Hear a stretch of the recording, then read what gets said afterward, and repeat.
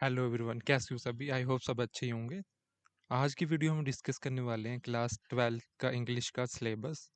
आप सभी को पता होगा कि जो भी बच्चे अप्रैल 2026 में एग्ज़ाम देने वाले हैं उनके लिए बुक ना आया, उनका सिलेबस चेंज हुआ है। तो हम आज उसी सिलेबस की ब्रेकडाउन की बात करने वाले हैं कि आपको क्या प्रिपेयर करना है, टीएमए वाले चैप्टर्स कौन से आने वाले हैं और पब्लिक एग्जामिनेशन में कौन से चैप्टर आने वाले हैं। उसी में आपको इम्पोर्टेंस पता चल जाएगा कि कौन सा आपके लिए इम्पोर्टेंट है और कौन सा पढ़ के आप पास हो सकते हो। ठीक है, अदरवाइज अगर आप गलत पढ़ लोगे तो आपके बहुत सारे चांसेस हैं कि आपके नेगेटिव मार्क्स आए या अच्छे मार्क्स स्कोर नहीं कर पाओ। तो इसके लिए ये वीडियो आपके लिए बहुत ही इंपॉर्टेंट हो सकता है। और उसी के साथ में अगर आपका कोई दोस्त या आपका कोई क्लासमेट भी 12th में इंग्लिश प्रिपेयर कर रहा है तो वीडियो को उसके साथ भी शेयर कर देना ताकि उसको भी नॉलेज हो कि आपको प्रिपेयर क्या करना है। ठीक है, और सबसे इम्पोर्टेंट बात यह है कि ये वीडियो अप्रैल 26 वाले बच्चों के या उसके बाद वाले बच्चों के लिए, अक्टूबर 2025 वाले बच्चों के लिए सिलेबस नहीं है। उनके लिए पुराना ही सिलेबस है, वो ही प्रिपेयर करना है। ये सिर्फ अप्रैल 26 के बच्चों के लिए, क्लास 12th के लिए। तो हम सिलेबस की बात करें, ब्रेकडाउन सिलेबस का किस तरह से किया गया। आपको टीएमए में कितने चैप्टर्स दिया गया? 40% चैप्टर्स दिया गया, जिसमें आपके कितने 11 लेसन्स आ रहे हैं। आप लेसन बात करो या चैप्टर्स बात करो, एक ही मीनिंग हुआ। तो ये आपको प्रिपेयर नहीं करना है। ठीक है, अगर आप बात करो पब्लिक एग्जामिनेशन की तो ये आपको प्रिपेयर नहीं करना है, ये आपको सिर्फ टीएमए में बनाना है। इसमें से आपको सिर्फ क्या आता है, अपना असाइनमेंट आएगा। ठीक है, सिर्फ आपने प्रिपेयर क्या कर लेना है, असाइनमेंट। ये चैप्टर सिर्फ आपके असाइनमेंट में काम आने वाले हैं, इसको आपने प्रिपेयर नहीं करना। और असाइनमेंट की वेटेज की बात करें, आपकी 20% जो वेटेज रहती है थ्योरी की वो आपके असाइनमेंट कवर करता है। तो असाइनमेंट करना आपके लिए कंपलसरी होगा। तो इन चैप्टर्स का यूज़ कहाँ होगा? आपका 11 लेसन का जो आपका 40% है, ये आपके टीएमए में यूज़ होने वाला है। वहीं हम बात कर रहे हैं पब्लिक एग्जामिनेशन की, इसका आपको 60% कवर करेगा पब्लिक एग्जामिनेशन में। ठीक है, ये सिर्फ हम पब्लिक एग्जामिनेशन की बात कर रहे हैं, ऑन डिमांड के एग्ज़ाम की बात नहीं कर रहे हैं। अप्रैल 26 की बात करें तो वो पब्लिक एग्ज़ाम में कंसीडर किया जाता है, उसको पब्लिक एग्ज़ाम बोला जाता है। तो उसमें आपके लेसन्स आने वाले हैं 16। ठीक है, 16 लेसन्स आने वाले हैं। इनको आपने अच्छे से प्रिपेयर कर लेना है अपने पब्लिक एग्जामिनेशन एग्ज़ाम के लिए। ठीक है, इसमें आपको क्या मिलेगा देखने को? थ्योरी। ये आपके चैप्टर्स किस में आएंगे? थ्योरी में, जिसको आप फाइनल एग्ज़ाम भी बोलते हो।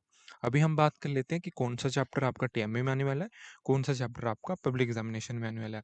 इसका पीडीएफ आपको टेलीग्राम चैनल पे मिल जाएगा। टेलीग्राम चैनल ज्वाइन कर लेना, लिंक आपको मैं डिस्क्रिप्शन में दे दूंगा। ठीक है, उसके बाद कर लेते हैं हम बात टीएमए सिलेबस की। ठीक है, टीएमए सिलेबस में हमारे पास टोटल कितने 11 लेसन्स आने वाले हैं, जो मैंने आपको ऑलरेडी बता दिया। अब उन लेसन्स के नेम की बात करें, the crow and the deer, ये लेसन्स आपका टीएमए में आने वाला है, जो आपको थ्योरी के लिए प्रिपेयर नहीं करना है। उसके बाद बात करें मैरी कॉम एंड इंटरव्यू, ये भी आपका थ्योरी में नहीं आने वाला है, ये आपका टीएमए के लिए। इकोलॉजी एंड इन्वायरमेंट, अंधा युग, नाइट ऑफ द स्कोरिपन, द बाजार ऑफ हैदराबाद, ये कुछ चैप्टर्स हैं जो आपके टीएमए में आने वाले हैं और कुछ आगे हैं। हम बात करते हैं reading with understanding, closer and Bihu, ये भी आपका टीएमए में आने वाला है। थ्योरी के लिए आपको इस प्रिपेयर करने की ज़रूरत नहीं है। ठीक है, और आप प्रिपेयर करोगे भी तो इससे आपका वेटेज या मार्क्स नहीं मिलने वाला है, क्योंकि ये आपके एग्जाम में आना ही नहीं वाला है, ये सिर्फ आपके टीएमए में आने वाला है। तो आगे की बात करते हैं कालिदास फेस टू फेस, ये आपके ग्रामर पोर्शंस में आता है, जैसे कि आपके होटल मैनेजमेंट में काम आएगा या आपके रिसेप्शनिस्ट के लिए काम आता है। तो ये भी आपके थ्योरी एग्जाम में नहीं आने वाला है। अपेयरिंग फॉर एन इंटरव्यू, ठीक है, ये सारे चैप्टर्स जो 11 चैप्टर्स की बात की, ये आपके टीएमए के लिए आते हैं। ये आपको सिर्फ टीएमए में सबमिट करने होंगे। टीएमए की बात करें, आपके टीएमए भी जनवरी में आने वाले हैं, उसकी भी अपडेट आपको चैनल में मिल जाएगी। उसके लिए आप चैनल को सब्सक्राइब कर सकते हो।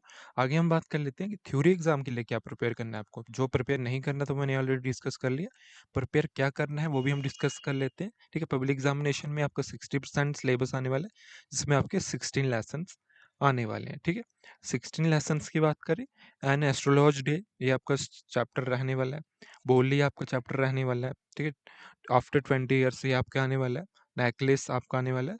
3 क्वेश्चंस ऑफ स्टडीज, ये कुछ चैप्टर्स हैं जो आपके थ्योरी एग्जाम में आएंगे।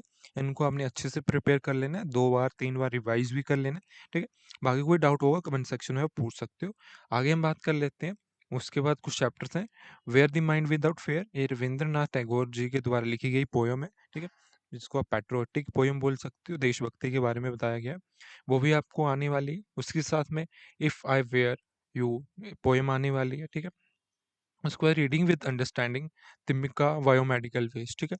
अब अगर आप समझना चाहते हो रीडिंग विद अंडरस्टैंडिंग में से क्या आएगा, रीडिंग विद अंडरस्टैंडिंग्स में क्या होता है, कुछ टॉपिक्स होते हैं जिनको आपने रीड करना होता है, अंडरस्टैंड करना होता है, और उसमें से आपको एग्जाम में पैसेजेस पूछे जाते हैं, कुछ क्वेश्चंस पूछे जाते हैं, और उसी की आपने प्रैक्टिस करनी होती है। वो कैसे करनी होगी, वो भी हमारी जो प्लेलिस्ट आएगी इंग्लिश में, आपको उसमें कंप्लीट समझा दिया जाएगा।